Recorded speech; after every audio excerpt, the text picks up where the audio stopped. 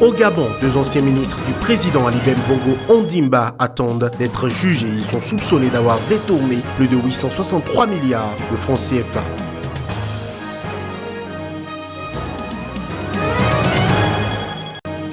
Au large des côtes de la Libye, un millier de personnes ont été secourues. Ce vendredi, 3 corps sans vie ont été retrouvés à bord d'une douzaine d'embarcations de fortune.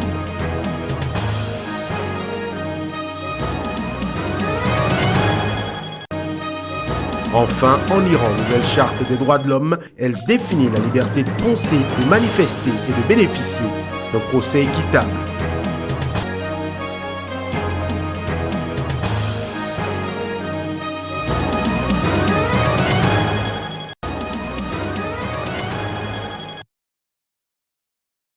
Alors que les pays européens tentent de freiner le flux de migrants via la Libye, avec en particulier un soutien renforcé aux gardes-côtes libyens, 1 millier de personnes ont été secourues ce vendredi, 150 samedi et plus de 210 dimanche. Selon les gardes-côtes libyens, malgré l'hiver, plus de 1360 migrants ont été secourus dans des conditions souvent difficiles. 3 corps sans vie ont été retrouvés à bord d'une douzaine d'embarcations de fortune parties de Libye, l'un vendredi et les 2 autres samedi. La cause des décès n'est pas connue, mais dans ces embarcations surchargées, prenant toujours l'eau, l'hypothermie et les émanations de carburant peuvent être fatales en quelques heures. Pour Sophie Beau, une responsable de l'ONG SOS Méditerranée, la situation reste critique sur l'AS Libye-Italie qui a déjà coûté la vie à au moins 220 personnes en janvier, tandis que les secours de ces derniers jours porteront les arrivées en Italie à environ 4000. La quasi-totalité des migrants empruntant ce TAS viennent de la Corne de l'Afrique et d'Afrique de l'Ouest.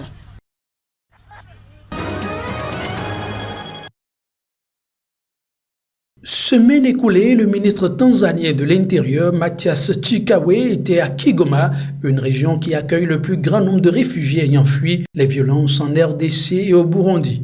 Une importante cérémonie avait été préparée à l'occasion afin de brûler sur un bûcher plus de 5000 armes à feu saisies auprès des groupes de réfugiés venant des pays frontaliers. Dans son discours, le ministre de l'Intérieur a fait le parallèle entre l'afflux de réfugiés, le trafic d'armes et la montée de la criminalité. Parlant au nom du gouvernement, il estime que les réfugiés de la région des Grands Lacs viennent dans l'ensemble pour des raisons économiques et non pour des raisons de violence ethnique ou politique. Du coup, le gouvernement entrevoit de suspendre l'attribution de statut de réfugié aux groupes déclarés. Seules les demandes à titre individuel seraient étudiées. Avec ses 3000 réfugiés répartis dans 4 camps, la Tanzanie reste le plus grand pays d'accueil des victimes de l'instabilité de la région et ce, depuis plus de 30 ans.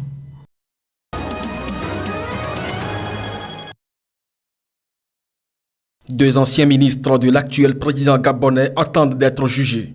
Ils sont soupçonnés d'avoir détourné plus de 863 milliards de francs CFA entre 2012 et 2017. La Haute Cour de justice est la seule compétente pour juger les délits et infractions commis par des ministres et autres hautes personnalités politiques. Mais cette Cour n'existe pour l'instant que dans les tests au Gabon. Elle sera mise en place dans les prochains mois, assure le ministre de la Communication gabonais. L'organisation en 2012 et 2017 de la Coupe d'Afrique des Nations coûte d'ores et déjà aux contribuables gabonais la somme de 863 milliards de francs CFA, soit 1,3 milliard d'euros, a déclaré vendredi la coalition pour la Nouvelle République, le rassemblement autour de Jean Ping. Ces fonds ont été gérés par des hommes liges, en marge de la loi et en dehors de toute orthodoxie budgétaire et comptable, ajoute la CNR dans un communiqué lu devant la presse en présence de Jean Ping. Qu'ils apportent des preuves, a répondu le ministre de la Communication et porte-parole du gouvernement, Alain-Claude Bilibi Nze, interrogé sur ces accusations lors d'une conférence de presse. Le ministre de la Communication a insisté que les opposants qui ont géré le pays et qui ont été auteurs des malversations financières seront aussi rattrapés par l'opération Main propre qui a conduit en prison début janvier 2017 deux anciens puissants ministres du gouvernement d'Ali Bongo Ondimba. Il s'agit d'Étienne Dieudonné Ngoubou, ministre du pétrole, et Magloire Gambia, ministre des Investissements, des Travaux publics, de l'Habitat et du Logement.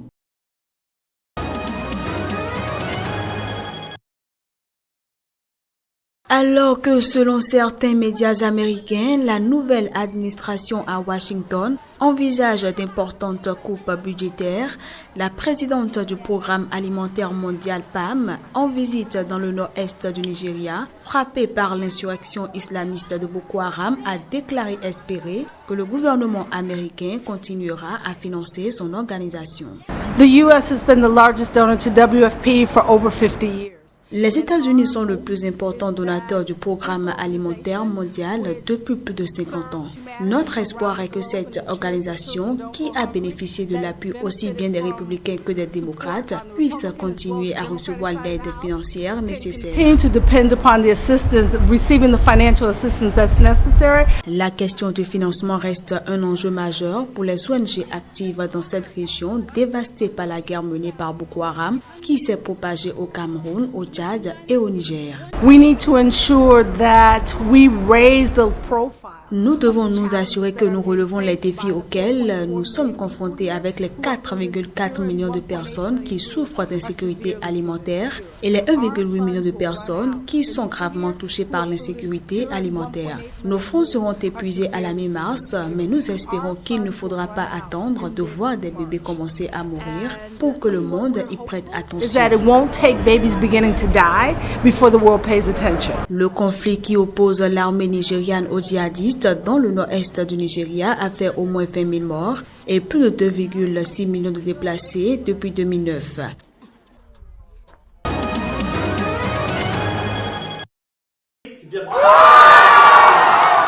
58,65% des suffrages, c'est le score par lequel Benoît Hamon a remporté face à Manuel Valls dimanche le second tour de la primaire socialiste élargie. Défenseur d'une gauche totale, l'homme est ainsi devenu le champion socialiste pour la présidentielle en France. On ne pensait pas gagner, en tout cas on n'en était pas sûr, mais ce soir c'est un plaisir immense, en plus avec un score sans appel. On est presque à 60% des suffrages et franchement c'est une joie énorme. Les obstacles ont été nombreux et je pense que ce projet aujourd'hui a le mérite d'aller jusqu'au bout.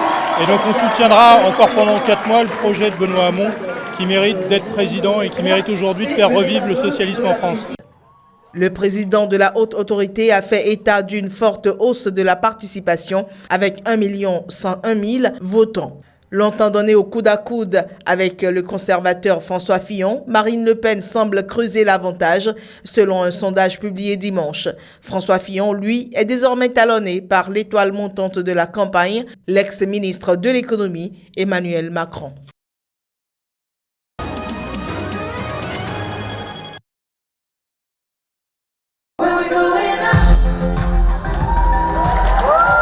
Porté par des sondages encourageants, le nouveau chef de file des sociaux-démocrates allemands Martin Schulz a lancé dimanche sa campagne électorale pour tenter de détrôner Angela Merkel.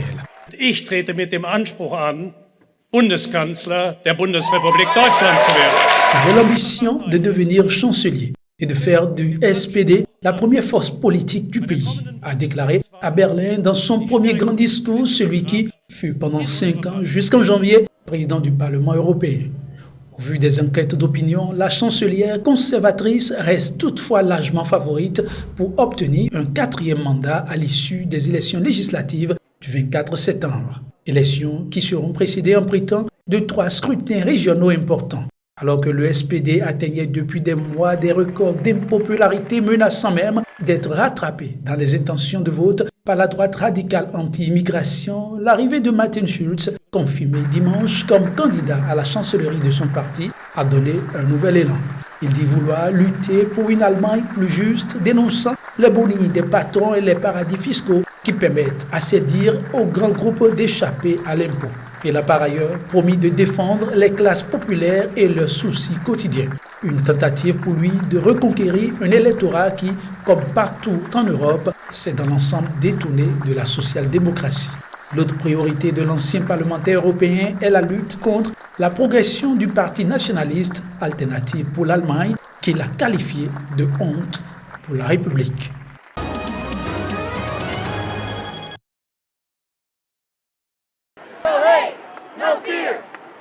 Décision de fermer les frontières pendant plusieurs mois à tous les réfugiés ainsi qu'aux ressortissants de 7 pays musulmans.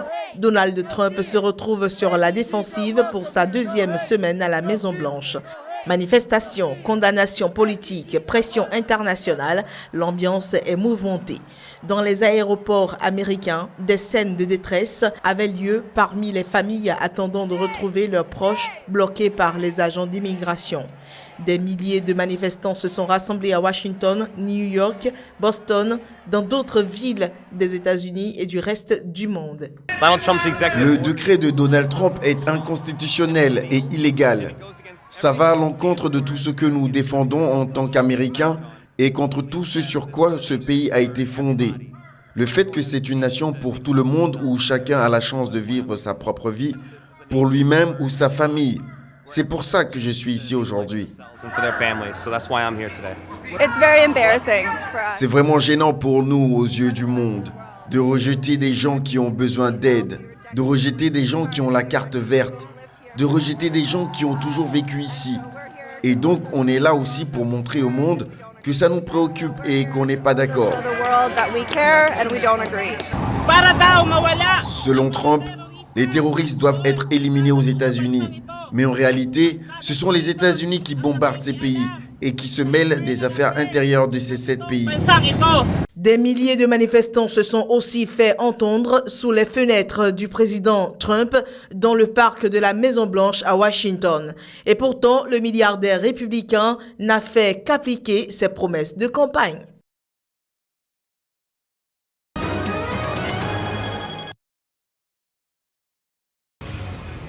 Nouvelle charte des droits de l'homme en Iran. Elle définit la liberté de penser, de manifester et de bénéficier d'un procès équitable. Mais ceci ne s'applique pas aux leaders de l'opposition ou aux citoyens à double nationalité. Une ambiguïté qu'essaie de clarifier l'assistante du président chargée des droits des citoyens à l'origine de la charte. Ce n'est pas un slogan, ce n'est pas une mesure élective, ce n'est pas qu'une mesure politique. Cela a un vrai impact sur les droits de l'homme et la citoyenneté et les droits des gens. Cela ne concerne pas seulement ce gouvernement, le gouvernement du président Rouhani, mais c'est pour les 100 années à venir. Je ne sais pas pourquoi, mais il y a de très nombreuses violations des droits humains de par le monde et aucun de ces médias étrangers ne semble vouloir en discuter. Nous pensions que des ONG comme Human Rights Watch ou Amnesty International seraient motivés pour relever les nombreuses violations des droits de l'homme au Yémen, au Bahreïn, à Gaza, en Syrie ou en Irak. Pourquoi on ne fait pas plus attention à ces violations des droits humains? C'est une attitude à 2 mesures. C'est ce que je crois. L'assistante a ainsi accusé Human Rights Watch et Amnesty International de harceler l'Iran et d'ignorer des abus de droits dans des pays comme le Bahreïn et le Yémen.